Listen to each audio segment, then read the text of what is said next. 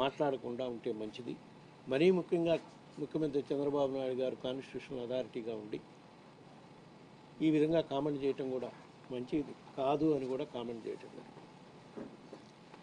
అప్పుడు supreme court appoint చేసిన సిట్కి వాళ్ళు ఇచ్చిన ఇన్స్ట్రక్షన్స్ 2024లో తెలుగుదేశం పార్టీ కూటమి ప్రభుత్వం అధికారంలోకి వచ్చినాక ఏదైతే 4 ట్యాంకర్స్లో నెయ్యి సప్లై చేశారో ఆ సప్లై చేసిన 4 ట్యాంకర్లు శాంపిల్స్ ఎన్డీడీబీ కాల్ఫ్ ల్యాబొరేటరీకి పంపించడం జరిగింది. అందులో ఆ రిపోర్ట్లో చెప్పినట్టుగా ఈ నెయ్యిలో జంతు కొవ్వు ఉందా లేదా, జంతు కొవ్వు ఉంటే ఆ నెయ్యిని ప్రసాదాలు తయారు చేయటంలో వాడారా లేదా అని సమగ్రంగా దర్యాప్తు చేయమని చెప్పడం జరిగింది. ఇది ఎప్పుడు జరిగింది? 2024 కూటమి ప్రభుత్వం అధికారంలోకి వచ్చినాక సప్లై చేసిన ట్యాంకర్లో కల్తీ వచ్చింది. ఆ కల్తీ జరిగిన రిపోర్టు ప్రకారం ఆ రోజు చంద్రబాబు నాయుడు గారు మాట్లాడారు కాబట్టి మన కోర్టును ఆశ్రయించాలి.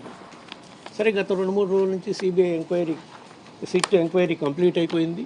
వాళ్ళు ఛార్జ్షీట్ కూడా ఫైల్ చేశారని చెప్పినాక దాంట్లో క్లియర్గా వాళ్ళు చెప్పిన దాంట్లో సిట్టు ఎంక్వైరీలో ఛార్జ్షీట్ ఫైల్ చేసిన దాన్ని బట్టి ఇందులో జంతు కొవ్వు కలవలేదు అని చెప్పారు. జంతు కొవ్వు కలవలేదు కాబట్టి ఇది వేరే పదార్థాల కల్తీ జరిగింది, జంతు కొవ్వు మాత్రం కలవలేదు అని చెప్పారు. కానీ మొన్న రాష్ట్ర ప్రభుత్వం క్యాబినెట్ మీటింగ్లో కానివ్వండి, మీటింగ్ అయిపోయినాక కానివ్వండి, వాళ్ళు మంత్రులు కానివ్వండి రకరకాలుగా మాట్లాడుతూ ఉన్నారు.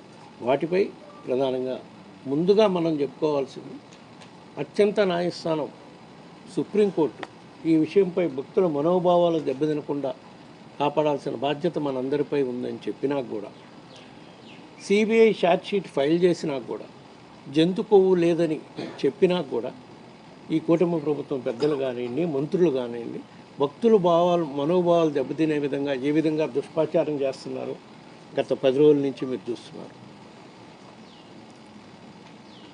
అదే కాకుండా ఆంధ్రప్రదేశ్ రాష్ట్రంలో హోర్డింగ్స్ ఫ్లెక్సీలు పెట్టేస్తున్నాయి. వైసీపీ హయాంలో జంతు కొవ్వు కలిపిన కల్తీ నెయ్యి వాడారు, ఇన్ని లక్షల లడ్లు తయారు చేశారు, ఇన్ని కోట్ల లడ్డులు తయారు చేశారు, ఇంత అవినీతికి పాల్పడ్డారు. సుప్రీంకోర్టు చెప్పింది ఏంటి, మనం చేసింది ఏంటి? సిట్ ఏం చెప్పింది? జంతు కొవ్వు లేదని చెప్పి సిబిఐ స్పష్టంగా చెప్పినా కూడా ఈ విధంగా ఫ్లెక్సీలు వేసి దుష్ప్రచారం చేయటం అంటే వైఎస్ఆర్ కాంగ్రెస్ పార్టీకి కుట్రపూరితంగా ఆ నెపం అంటగట్టాలనే దుర్దురేషంతోనే ఈ కూటమి ప్రభుత్వం పెద్దలు చేస్తున్నారనేది క్లియర్గా అర్థమవుతుంది. ఆ ఫ్లెక్సీలు ఒకవేళ మాకు తెలిసిన కాడికి అన్ని చోట్ల ఫ్లెక్సీలు పెట్టిన వాళ్ళు తెలుగుదేశం కార్యకర్తలే వాళ్ళే పెడుతున్నారు. బట్ వాళ్ళు పెట్టలేదు అనుకోండి, పోలీసులు తీర్చాల్సిన బాధ్యత ప్రభుత్వంపై లేదా? ఎందుకంటే సిట్టించి రిపోర్ట్ ప్రకారం జంతు కొవ్వలేదని చెప్పారు కదా. సో ఇవన్నీ ఇట్లా ఉంటే అది జరగకుండా ఈ వారం రోజుల నుంచి క్యాబినెట్ మీటింగ్ అయిన దగ్గర నుంచి దుష్ప్రచారం చేయటం, నన్ను, బోర్డు సభ్యుల్ని, మా పార్టీని, మా పార్టీ అధ్యక్షుడు జగన్మోహన్ రెడ్డి గారిని మళ్ళా మా మీద దుష్ప్రచారం చేసే కార్యక్రమం చేస్తున్నారు. ఇప్పుడు కూడా నిన్న జరిగిన క్యాబినెట్ మీటింగ్ తర్వాత మంత్రులు మాట్లాడతారు. వాళ్ళు మాట్లాడిన కొన్ని ప్రధాన అంశాలకు నేను చెప్తాను. 2024లో చంద్రబాబు నాయుడు గారు ఆ విధంగా మాట్లాడటానికి కారణం ఎన్డీడీబీ కాల్ఫ్ రిపోర్ట్ ఇచ్చింది. ఆ రిపోర్ట్లో క్లియర్గా జంతు కొవ్వు కానీ ఫిష్ ఆయిల్ కానీ ఉందని చెప్పారు అని చెప్తున్నారు. ఇదే ఎన్డీడీబీ రిపోర్ట్ వాళ్ళు చెప్పారు. దీంట్లో లాస్ట్ పేజీలో ఇందాక వాళ్ళ ప్రెస్ మీట్లో కూడా ఈ చూపించినట్టున్నారు. ఇది ఎస్ వాల్యూస్ ఉంటే ఎస్ వాల్యూస్ ప్రకారం సో ఉన్నాయని చదువుతాను. S value equation for it suspected adulterants as per ISO 17678 ఏమని? Soybean oil, sunflower oil, cottonseed oil, fish oil, coconut oil, coconut and palm kernel fat, palm oil and beef tallow lard suspected as per ISO standard suspected అంటే ఉన్నాయా లేదా అనుమానాలు ఉన్నాయి, ఉండే అవకాశాలు ఉన్నాయి అని మాత్రం చెప్పారు. మరి ఇప్పుడు వాళ్ళు ఏం మాట్లాడుతున్నారు? ఎన్డీడీబీ కాల్ఫ్ రిపోర్ట్ బేస్ చేసుకొని జంతు కొవ్వు ఉందని రిపోర్ట్లో ఉంది కాబట్టే ఆ రోజు చంద్రబాబు నాయుడు గారు మాట్లాడారు అనేది కరెక్ట్ కాదు. ఎన్డీడీబీ రిపోర్ట్లో ఉంది, ఇది మెన్షన్ చేశారు, కానీ పైన రాశారు క్లియర్గా సస్పెక్టెడ్ ఉన్నప్పుడు నీకు కన్ఫర్మ్ కాకుండా ఇంతమంది భక్తుల మనోభావాలు దెబ్బతినే విధంగా ఏ విధంగా మీడియా ముందుకు వచ్చి పార్టీ సమావేశంలో మాట్లాడతారండి? మళ్ళా ఇప్పుడు కూడా అదే ధోరణి కంటిన్యూ చేస్తున్నారు. ఇంకో ప్రధాన అంశం, ఆ ఎన్డీడీ రిపోర్ట్ కూడా ఆ ట్యాంకర్ సప్లై చేసింది కూటమి ప్రభుత్వం అధికారంలోకి వచ్చినాకనే, ఆ రిపోర్ట్ వచ్చింది కూటమి ప్రభుత్వం అధికారంలోకి వచ్చినాకనే. నెక్స్ట్ మళ్ళీ వాళ్ళు చెప్తున్న ఇంకొక ప్రశ్న, సిఎఫ్టిఆర్ఐ రిపోర్ట్. సిఎఫ్టిఆర్ఐ అంటే central food technology research institute, Mysore. CFTRI report 2022లో వచ్చింది. వచ్చినా కూడా చైర్మన్ గారి దృష్టికి, అధికారుల దృష్టికి వచ్చినా కల్తీ నెయ్యి ఉందని సిఎఫ్టిఆర్ఐలో కూడా చెప్పారు. కల్తీ నెయ్యి జరుగుతుంది అని, నెయ్యిలో కల్తీ జరుగుతుందని సిఎఫ్టిఆర్ రిపోర్ట్ వచ్చినా తొక్కి పెట్టారు అని చెప్తున్నారు. ఇది చాలా ఘోరమైన అభయం. దానికి కారణం మేమని, బోర్డు చైర్మన్ అని, అధికారులని రకరకాలుగా చెప్తున్నారు. ఎవరి కారణం అనేది ఛార్జ్ షీట్లో క్లియర్గా మెన్షన్ చేశారు. ఎందుకంటే ఈ సిఎఫ్టిఆర్ఐ గురించి మాట్లాడుకునేటప్పుడు అసలు సిఎఫ్టిఆర్ఐకి శాంపిల్స్ పంపించాలని రాసింది నేను. తొక్కి పెట్టేవాడిని అయితే నేనే ఎందుకు రిపోర్ట్ తెప్పించమని రాస్తాను?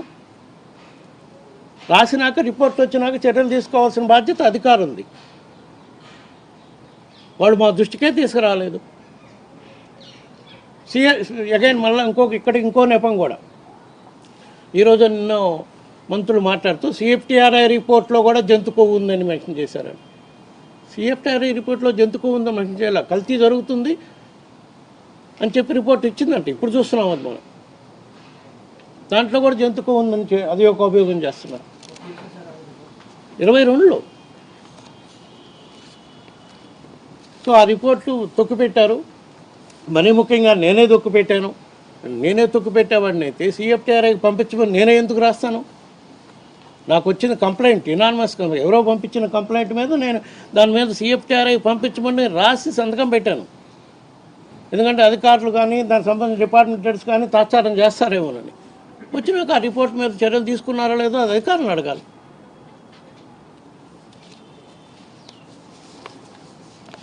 నెక్స్ట్ ఇంకో ప్రధాన అంశం, 2014 నుంచి 19 వరకు ఉండే ఈ సప్లై నామ్స్ని, సప్లయర్స్కి టెండర్ నామ్స్ని రిలాక్సేషన్ చేశారు అని చెప్తున్నారు. దానికి కారణం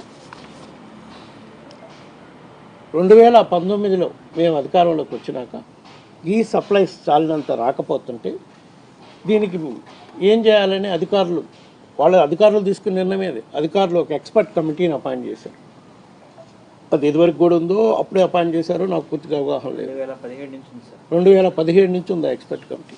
ఆ ఎక్స్పర్ట్ కమిటీ గత ప్రభుత్వం, ఏది 2019కి ముందున్న ప్రభుత్వంలో కూడా అదే ఎక్స్పర్ట్ కమిటీ ఉంది. ఆ కమిటీ వాళ్ళు రికమెండేషన్ చేస్తే దీని ప్రకారం ఎందుకు రిలాక్సేషన్ చేస్తున్నారని మేము తర్వాత అడిగితే సప్లైస్ పూర్తిగా రావాలి అంటే వైడర్ స్కోప్ ఎక్కువ ఉంటే కాంపిటేటివ్గా టెండర్స్ కోట్ చేస్తారు. ప్లస్ ఇంకొకటి అంశం, టర్మ్స్ రిలాక్సేషన్ చేసినా కూడా ఎక్కడ క్వాలిటీ మీద కాంప్రమైజ్ కాకుండా, నెయ్యి క్వాలిటీ మీద కాంప్రమైజ్ కాకుండానే ఈ టెండర్స్ని నామ్స్ని రిలాక్సేషన్ చేయడం జరిగింది. వీళ్ళు ఇప్పుడు దానికి ఏం చెప్తారు? రిలాక్సేషన్ చేశారు కాబట్టి ఈ బోలే బాబా లాంటి కంపెనీలు వస్తున్నాయి, ప్రీమియర్ అగ్రికల్చర్ ఫుడ్స్ లాంటి కంపెనీలు ఎవరైతే సప్లై చేశారో వాళ్ళు చెప్పినట్టు కల్తీ నెయ్యి చేస్తున్నారో వాళ్ళందరూ రాగలిగారు. వాళ్ళంత ముందు కూడా ఉన్నారు. కొత్తగా మేము రిలాక్సేషన్ చేసినాక వచ్చిన వాళ్ళు కాదు, 2014 నుంచి సప్లై చేస్తున్నారు. ప్రీమియర్ అగ్రి ప్రొడక్ట్స్ అనేవాళ్ళు బోలే బాబా అనే 2018 నుంచి సప్లై చేస్తున్నారు. సో ఆ ఆరోపణ కూడా వాళ్ళు చేస్తున్న ఆరోపణ నిరాధారమైన ఆరోపణ. ప్లస్ ఇంకొకటి కూడా చెప్పారు, అధికారులు బ్రీఫ్ చేసింది ఏంటంటే ఎక్స్పర్ట్ కమిటీ వాళ్ళు ఇచ్చిన రిపోర్ట్లో ఈ మధ్య చాలా చిన్న కంపెనీలు కూడా వస్తున్నాయి. ఘీ మ్యానుఫ్యాక్చరింగ్కి ఫ్యాట్, పాలలో ఫ్యాట్ తీసినాక ఫ్యాట్ అమ్ముతారు కొన్ని డైరీస్ వాళ్ళు, చిన్న చిన్న డైరీస్ వాళ్ళు. ఆ ఫ్యాట్ కొని కూడా ఘీ తయారు చేస్తారు కాబట్టి వాళ్ళకు కూడా అవకాశం ఇవ్వాలి. స్టార్టప్ కంపెనీలు ఎన్నో వచ్చినాయి కాబట్టి అని చెప్పి అది కూడా అది అది జెన్యున్ రీజన్ అనిపించింది మాకు కూడా. ఎందుకంటే ఇవాళ రేపు పట్టణాల్లో చాలా చోట్ల ఫ్యాక్టరీ మిల్క్ ఎక్కువ అమ్ముతున్నారు. ఆ ఫ్యాక్టరీ మిల్క్ తీసినప్పుడు ఆ ఫ్యాట్ తీసి డైరీస్కి అమ్ముతారు, చిన్న మిల్క్ డైరీస్ వాళ్ళు, ఘీ మ్యానుఫ్యాక్చరర్స్ అట్లా వస్తారని. ఆ కారణాల వల్ల ఈ స్కోప్ను వైడెన్ చేస్తున్నాము, టెండర్ నామ్స్ను మారుస్తున్నాము అని చెప్పడం జరిగింది. ఆ తర్వాత కూడా ఏ కంపెనీలు ఉన్నాయి మళ్ళీ. అదొకటి ప్రధాన నెపం మా మీద వాళ్ళు పెడుతుంది.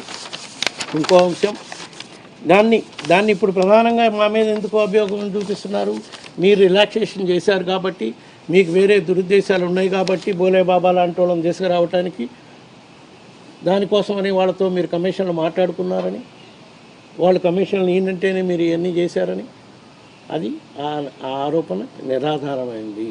కేవలం అందరికీ అవకాశం ఉండాలి, కాంపిటేటివ్నెస్ పెంచాలి, క్వాలిటీ దగ్గర ఎక్కడ కాంప్రమైజ్ కాకూడకుండానే ఈ రిలాక్సేషన్ చేయటం జరిగిందని చెప్పి ఈ సందర్భంగా తెలియజేసుకుంటున్నాం.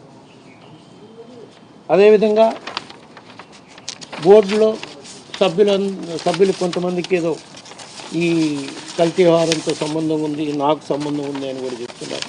నేను లోగడ కూడా చెప్పాను, ఇప్పుడు కూడా మళ్ళా చెబుతున్నాను.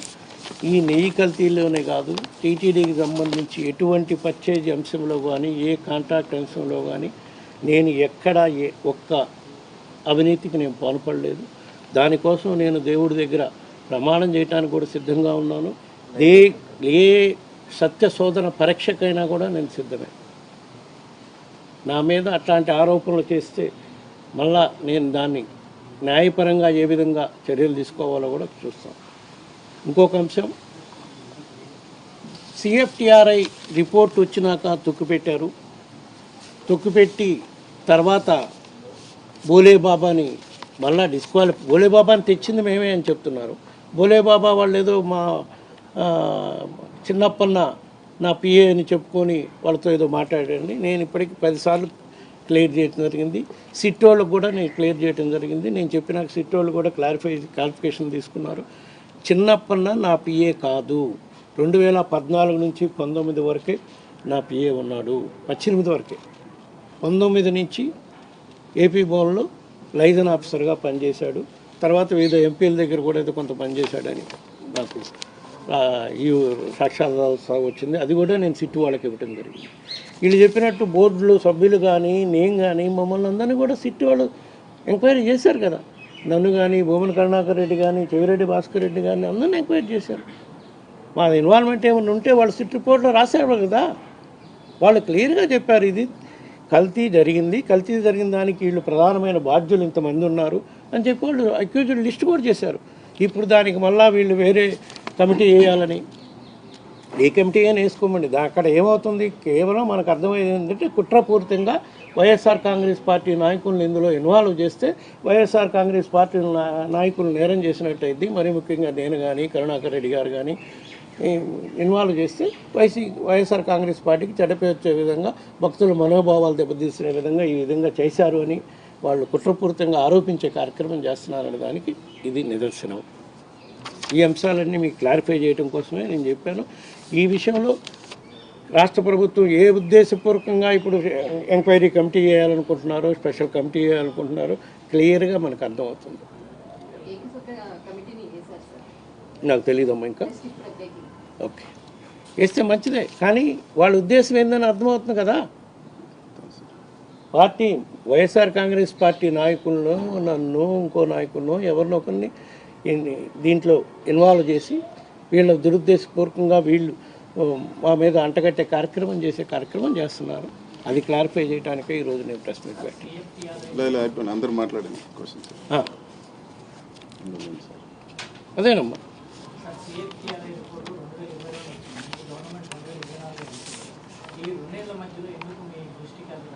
రాలేదమ్మా. నేను అదే కదా క్లారిఫై చేస్తున్నాను. చర్యలు తీసుకొని నా దృష్టికి సిఎఫ్టిఆర్ఐ రిపోర్ట్ వస్తే చర్య తీసుకోకుండా గమ్ముగా ఉండేవాడిని అయితే నేను ఎందుకు రాస్తాను సిఎఫ్టిఆర్ఐకి పంపించమని? అది అధికారులు చర్యలు తీసుకోవాలని బాధ్యత అధికారులది. నేను రిపోర్ట్ రాసినప్పుడు కూడా అధికారులు అందరి చేత పర్మిషన్ తీసుకొని ల్యాబ్కు పంపారు. ల్యాబ్ రిపోర్ట్ వచ్చినప్పుడు చెప్పాల్సిన బాధ్యత అధికారులది. ఎవరెవరైతే కల్తీ నెయ్యి సప్లై చేస్తున్నారా అని మీరు వాళ్ళు సప్లైర్స్ ఉన్నారో వాళ్ళ మీద చర్య తీసుకోవాల్సిన బాధ్యత కూడా అధికారులది. వాళ్ళు మా బోర్డుకి చెప్పాలి, తీసుకురాలా. దానికే కదా మేము చెప్పేది. సిట్ వాళ్ళు కూడా అదే చెప్పారు, మేము చెప్పటం కాదు. సిట్ ఛార్జ్ షీట్లో కూడా అదే చెప్పడం జరిగింది.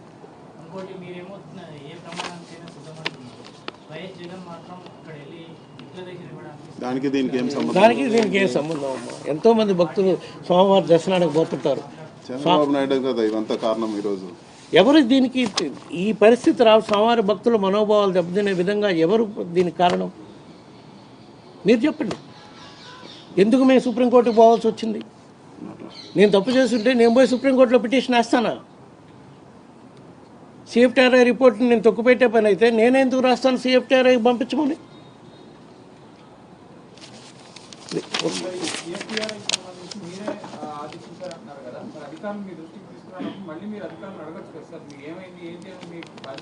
నేను అధికారులను అడగపోవటానికి కారణం వాళ్ళు గీ సప్లైస్ జరిగిన దాంట్లో ఏమన్నా కల్తీ జరుగుంటే మన దృష్టికి బోర్డు దృష్టికి తీసుకురావాలి కదా. వాళ్ళు తీసుకురాలా. వాళ్ళు ఇంకో అంశం ఏంటంటే ఇప్పుడు సెట్ విచారణలో కానీ దాంట్లో మొత్తం కెమికల్సే ఉన్నాయి, కానీ కల్తీ జరగలేదు అనేది ఒకటే తప్ప కెమికల్స్ ఉన్నాయి, నెయ్యి కాదు అనేది మాత్రం దాంట్లో స్పష్టంగా చెప్పినా కూడా ఓన్లీ కల్తీ జరగలేదు అన్నదే వైసీపీ చెప్తుంది. కెమికల్స్ కలిసిన విషయాన్ని ఎందుకు చెప్పండి? ఆ రోజు కోర్టు ఏం చెప్పారమ్మా? సుప్రీంకోర్టు జంతు కొవ్వు కలిసిందా? ఎందుకంటే జంతు కొవ్వు కలిసిందంటే కోట్లాది మంది మన భక్తుల మనోభావాలు దెబ్బతింటారు. ఎంతో పవిత్రంగా దాంట్లో సరే మిగతా కల్తీ జరిగిందని చెప్పి హయాంలో కూడా ట్యాంకర్లు రిజెక్ట్ అయినాయి. అప్పుడు అదే సప్లైర్స్ చేస్తా ఉన్నారు. 2018లో వాళ్ళు పర్మిషన్ ఇచ్చారు. ఇదే పార్టీలు ఎవరైతే సప్లై చేస్తూ ఉన్నారో అప్పుడు కూడా ట్యాంకర్స్ రిజెక్ట్ అయినాయి.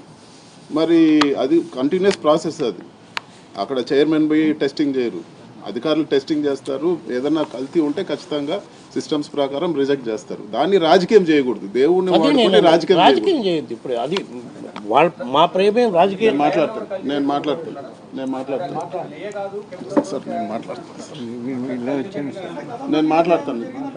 మాట్లాడిన తర్వాత అడగను. 14 నుంచి 19 కూడా ఈ సప్లై జరిగినాయి. ఇట్నే శాంపిల్స్ టెస్టింగ్ పంపించారు కదా. అప్పుడు కూడా అంతా ప్యూర్గానే సప్లై జరిగిందా?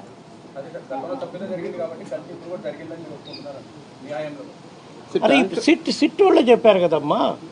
కల్తీ చేసిన నెయ్యి జంతుకు నెయ్యే కాదని వాళ్ళు ఎట్లా చెప్తున్నారు, కానీ నెయ్యి కల్తీ జరిగిందని చెప్తున్నారు. అది క్లారిటీ లేదమ్మా. ఇంకా సిట్ చార్జ్ రిపోర్ట్ బయటకు వస్తే కానీ ఏమేమి కెమికల్స్ కల్తీ అయింది. పామ్ కెనల్ ఆయిల్ ఇవన్నీ పదార్థాలతో కల్తీ జరిగిన నెయ్యి మాత్రం అని చెప్పారు. చంద్రబాబు నాయుడు అబద్ధాలు చెప్పాడు. జంతు కొవ్వు కానీ ఇంకోటి కానీ లేకుండా చంద్రబాబు నాయుడు హిందువుల మనోభావాలను వాడుకొని రాజకీయాలు చేయాలని చెప్పి కుట్ర, అది మెయిన్ బయటపడింది. చంద్రబాబు నాయుడు బుద్ధి కల్తీ. ఈ కల్తీ కన్నా హిందువుల మనోభావాలు దెబ్బతీసే చంద్రబాబు నాయుడు బుద్ధే ఎక్కువ కల్తీ అయింది. హిందువుల మనోభావాలు దెబ్బతినకుండా ఉండాలి అంటే దాని మీద మనం దేవుడిని రాజకీయాల్లోకి రాగే కార్యక్రమం చేయొద్దనే మేము విజ్ఞప్తి చేస్తున్నాం. కల్తీ జరిగిందని సిట్ చెప్పారు కదా, యాక్షన్ తీసుకుంటారు సిట్. రైట్ అమ్మా. ఇంకా మాట్లాడతారా? మాట్లాడతారు.